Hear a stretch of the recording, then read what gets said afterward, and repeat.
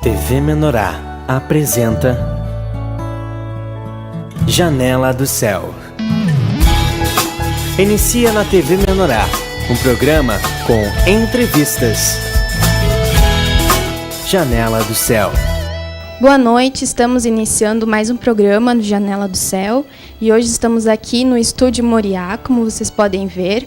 Nosso entrevistado de hoje, irmão Cleider Alfaia, que vai contar pra gente como foi o período que ele recebeu as revelações do Senhor, da sua conversão, porque muitos de nós, já que frequentamos a casa do Senhor, sabemos o seu testemunho sobre a doença, sobre a gripe que ele teve. E todos nós podemos ver quantas coisas o Senhor tem feito na vida de cada um, na sua vida, a vida da sua família, quantas transformações. Então, quero lhe cumprimentar, que Deus te abençoe. E contar pra gente, né, como é que foi esse início do teu chamado com o Senhor, o sentimento que tu teve de buscar a Deus, de buscar a espiritualidade. Amém. Graça e paz a todos, os ouvintes, telespectadores e da TV, da Menorá, que tem acompanhado esse programa. Esse novo programa que já tem um grande sucesso e audiência na TV Menorá, que é o Janela do Céu, né? Glórias a Deus que tem oportunizado, junto com a programação da TV, essa expansão, né, da pregação do Evangelho do Reino, com as práticas, né, do Senhor, né, do Espírito de Deus nas vidas das pessoas, gerando então assim os testemunhos, né? Então, glórias a Deus, a TV, né, a Tia Elisama, que tem se colocado à disposição.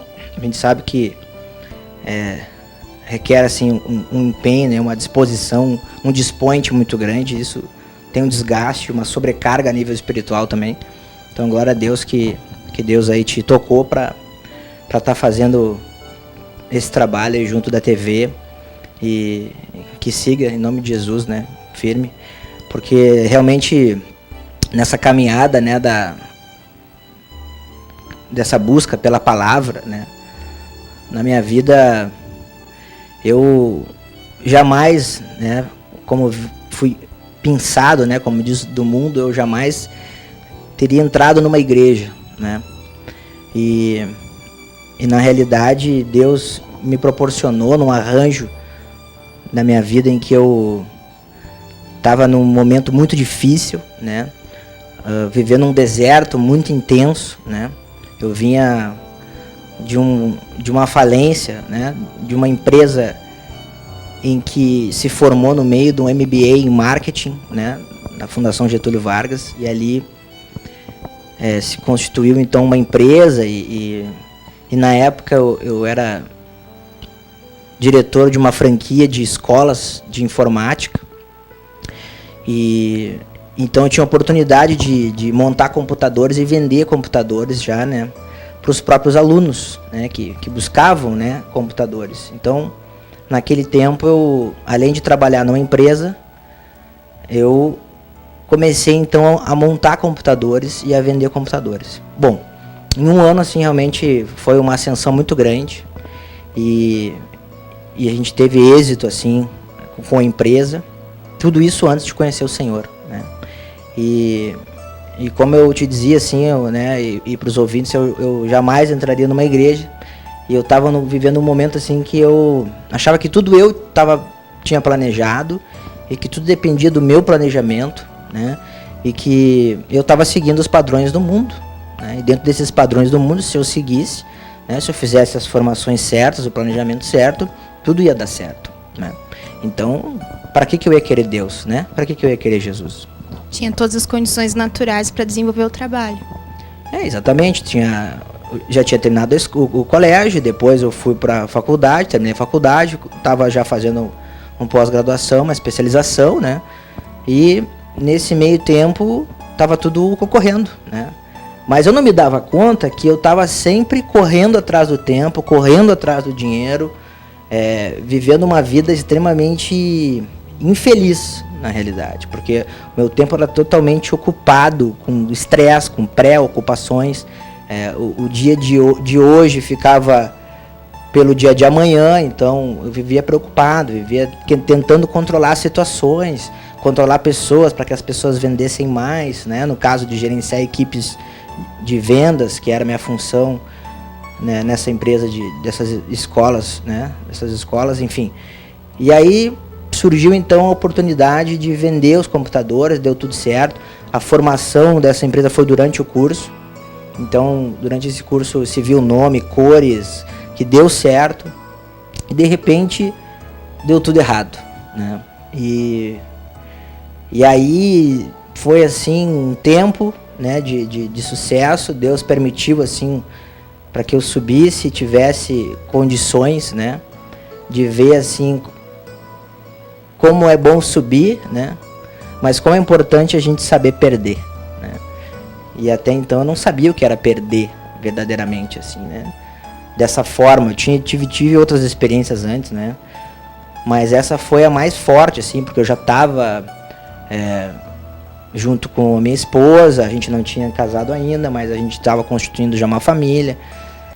Enfim, em determinado momento eu vi, assim, que eu não tinha mais condições, né? Então, eu vi, assim, que até um amigo meu amigo do mundo, né? Depois a gente começa a ver, assim, que as amizades muitas são por interesse, né?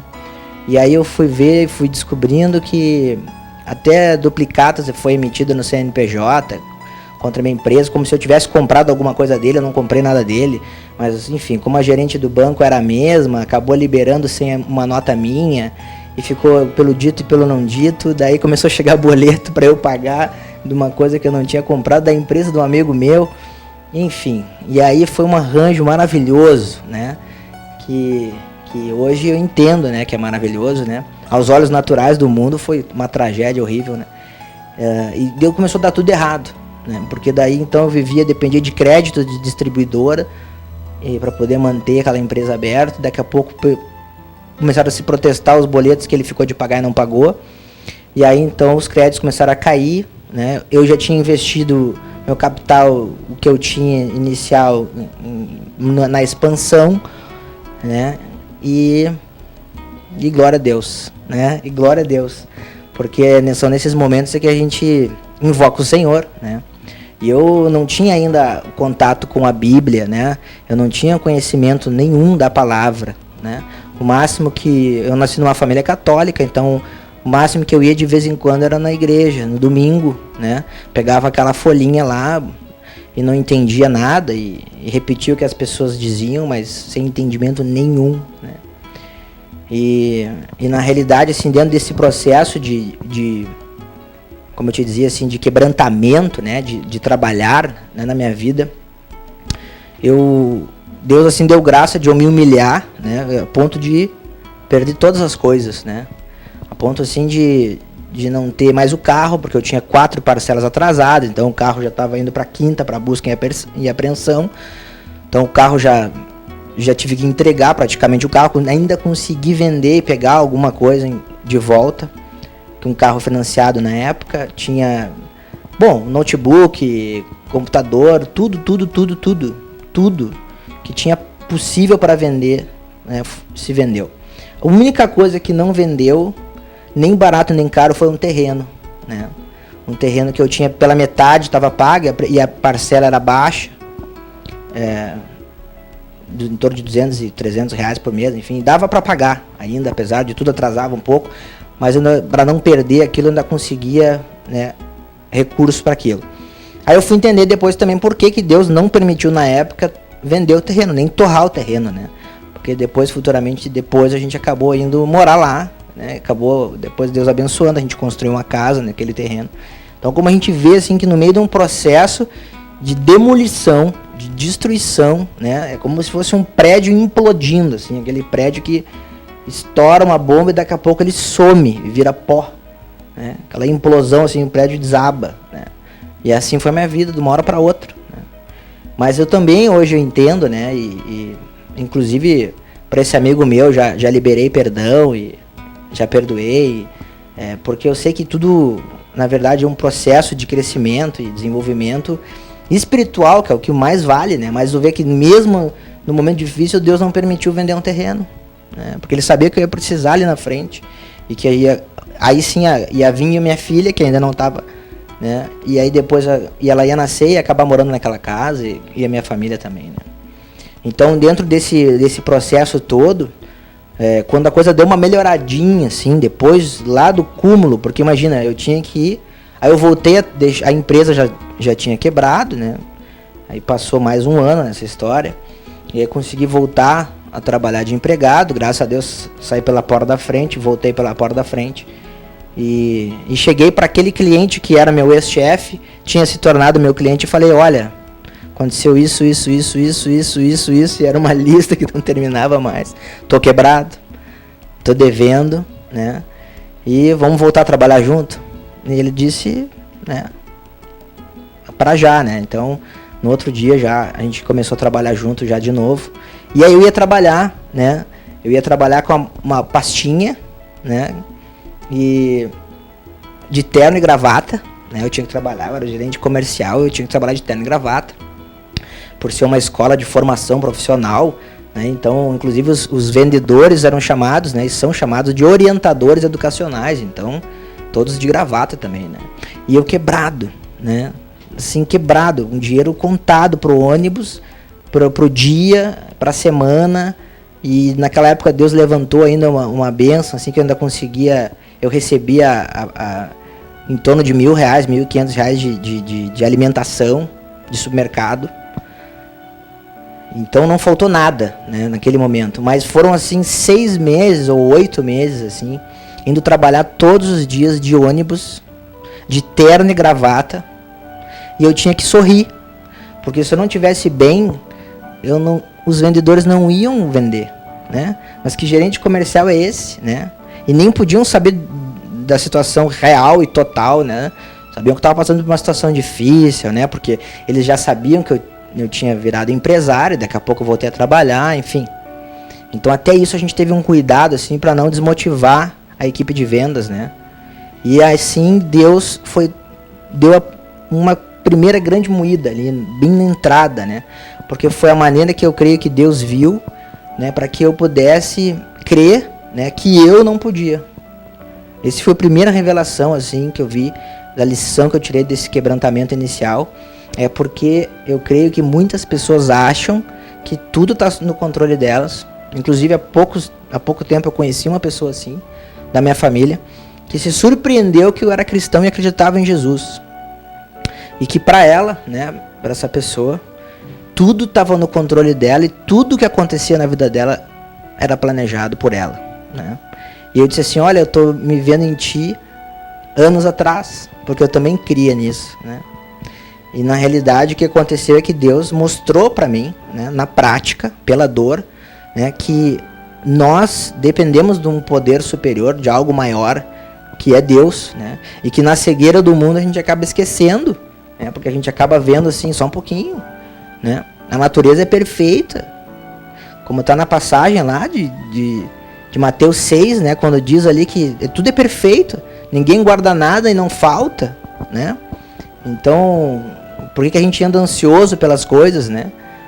Então eu vejo assim que quando está na cegueira do mundo, a gente não pensa assim, que os passarinhos não acumulam e que os lírios do campo são lindos e maravilhosos, e tudo foi Deus que deu, Deus que fez, e que não falta nada para a natureza, e que existe uma cadeia alimentar perfeita. Mas quando a gente está no mundo, a gente esquece disso, a gente vira... realmente é egoísta mesmo, né? Que é do ego, e só pensa em ganhar, né? E não importa, você tem que destruir alguém, né?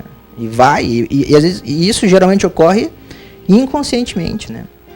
E eu vejo assim que cegueira, né, que eu tava, e que muitos, né, infelizmente se encontram nesse mundo, porque Deus deixa claro que é ou por amor ou pela dor, né, que a gente vai ser ganho, né, e dá graças a Deus que ainda é escolhido, né, mesmo que seja pela dor, né. E eu agradeço a Deus assim, porque dentro desse processo eu conseguia invocar Deus na época, porque eu também ainda não tinha um conhecimento da palavra, né? Então, quando eu não estudava a Bíblia, não tinha uma Bíblia, né?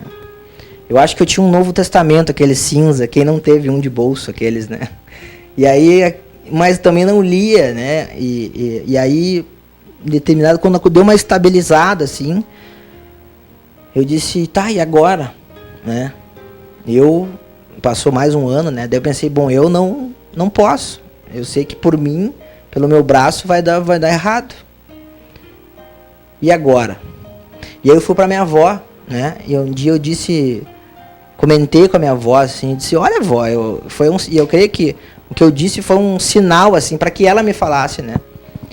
Do estudo. Né? E eu disse, eu acho que agora para mim não resta mais nada a não ser pastor, né? E aí, claro, né, que eu tinha que tocar no assunto, né, de Deus, e ela disse, vai na casa do teu tio, tem um grupo familiar, tem um estudo bíblico. Né? Eu disse, na casa do meu tio eu vou, mas na hora me deu uma paz, assim, inexplicável, né, estudo bíblico. E aí eu pensei, tá, eu vou lá. Né? Isso foi de sábado para domingo, de segunda-feira de noite era o grupo. Eu fui no grupo direto, já fui tocado na palavra, e na hora ali naquele grupo ali eu já me converti, né? Porque realmente eu senti ali pela palavra que eu não conhecia. Então veja assim, como é importante a gente praticar o ID, né? Como é importante a gente se empenhar para que outras pessoas saibam pelo menos do que está escrito, né? Porque na realidade às vezes a gente esquece, né? Porque a gente já falou tanto Mateus, quando se diz ali do ID, né? Do 28, e aí 19, né? 19, 20, e aí, para praticar o ID, batizando, né? Em nome do Pai, do Filho e do Espírito Santo, parece que é tão assim, já está tão batido, mas só um pouquinho, tem pessoas que não sabem dessa boa nova, por isso que Deus mandou a gente, né? Fazer o ID, né? E aí, quando eu me deparei também ali com Marcos 16, quem crer e for batizado será salvo. Né? Mas eu tenho que crer primeiro. Eu não sabia disso. Então, naquele dia, eu me deram uma Bíblia e eu li na Bíblia que quem crer e for batizado. Como é importante isso, né? Então, eu vejo assim, se tem alguém nos assistindo que tá na obra, tá firme na obra, para que reveja esse momento, né? Porque esse primeiro momento de quando a gente é convertido, quando a gente é tocado por Deus, né? E eu me lembro disso todos os dias. Eu peço para Deus me lembrar, né, e rememorar esses momentos, né? Porque na realidade o que eu quero compartilhar, assim, também, Elisama, é que a nossa gratidão tá aí também, de nós fazer essa pregação da Boa Nova, do Evangelho, do Reino pleno, né, de falar da verdade de Deus para as pessoas, né? Não importa se ela é católica, se ela não é, ela precisa saber, porque aquela palavra, aquela semente vai ficar ali, né? Eu no momento, no arranjo que eu estava, Deus sabia que naquele dia eu ia me converter, né? Mas amém, né? Mas vão ter pessoas, talvez, que a gente vai falar e não vai ser naquele dia, mas a palavra vai estar semeada. Porque ele vai ficar com aquela pulga atrás da orelha. Não, mas eu tenho que crer primeiro, está escrito lá. E aí, na hora dele, Deus vai, né, vai dar aquela coisa, né, do plim, né, que é realmente o despertar, né. Então, eu creio, assim, que a gente precisa, e uma coisa que me motiva, né, eu tô falando assim por mim, né, porque me motiva isso, a saber que hoje tem pessoas ignorantes em relação ao que está escrito, como eu estava. Então, imagina se todo aquele tempo que eu passei de tribulação ali, de deserto, que na verdade na soma deu 3 anos e meio, 4, né? Foi um pouco antes e um pouco depois de Jesus ainda, né? Porque depois de Jesus ainda continuou ainda o quebrantamento, né? Mas mudou um pouco o foco. Mas se eu tivesse Jesus, né? E de repente você está numa tribulação, né? O que está nos assistindo. E aí daqui a pouco meu irmão, minha irmã, o simpatizante que está ligado no programa, você está numa tribulação, mas você tem a palavra. Você tem os recursos, as ferramentas, você já sabe usar, você já tem a armadura de Deus, né? Já tem o que fazer, como fazer, né? E naquela época eu não tinha, né? Eu não sabia. Eu não sabia que eu tinha que confessar meus pecados, eu não sabia que eu tinha que orar, eu não sabia que eu podia me revestir com a armadura de Deus. Tinha muito conhecimento natural, mas nada do espiritual, né?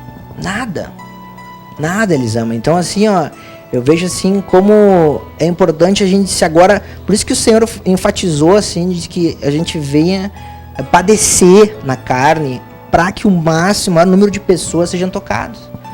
Porque e a gente pega ali o apóstolo Paulo, quantas coisas, quantas situações, né, ele passou, e açoitado, imagina, devia estar com as costas sangrando, acho que Atos 7, não me lembro que parte, em que ele foi preso, né, e estava lá com Silas, cantando hinos, né, louvando a Deus, né, e tinha sido açoitado, e daqui a pouco ninguém entendia nada, né, e quantos o espinho, né, na carne, e caminhando para um lado e para o outro sem dinheiro, né, enfim, quantas situações, quantos irmãos nossos passaram e padeceram, né, na própria palavra. E a gente hoje tem até carro, né, ou tem moto, ou tem pelo menos uma condição de pegar um ônibus, porque hoje tem ônibus, hoje tem trem, né.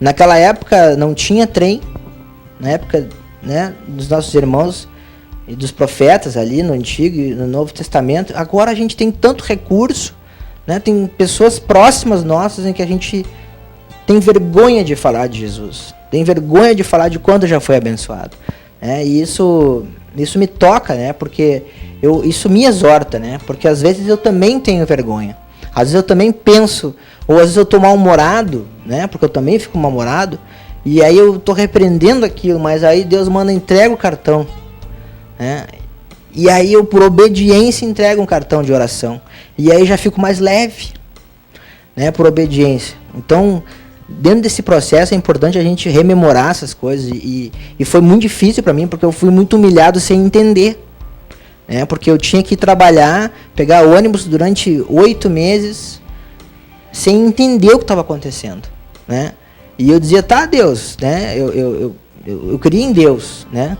e agora, qual é a próxima, né, ia trabalhar, né, e aí e voltava para casa e pensava, bom, o que entrar de dinheiro pelos próximos anos não vai dar nem para pagar as contas, mas eu tinha que continuar vivendo, né, e aí eu vejo assim como é importante essas experiências, né, e como é importante, né, a gente valorizar as experiências que hoje nós temos da tribulação, com a palavra, né, porque agora não tem mais, né, a gente está na era da graça, com todo o conhecimento que já nos foi dado, que nos é dado através da própria TV Menorado, do próprio Janela do Céu, dos compartilhares, enfim, das experiências dos irmãos, né, da programação das ministrações apostólicas, do canal ao vivo, da TV por assinatura, da TV aberta.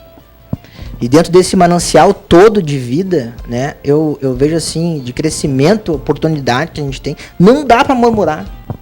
Não dá para murmurar, porque se você não tivesse noção do que é sair de casa sem ter esperança nenhuma, porque o dinheiro que eu ia trabalhar o mês todo já não ia dar para pagar as contas. Então eu não sei como que eu consegui, né?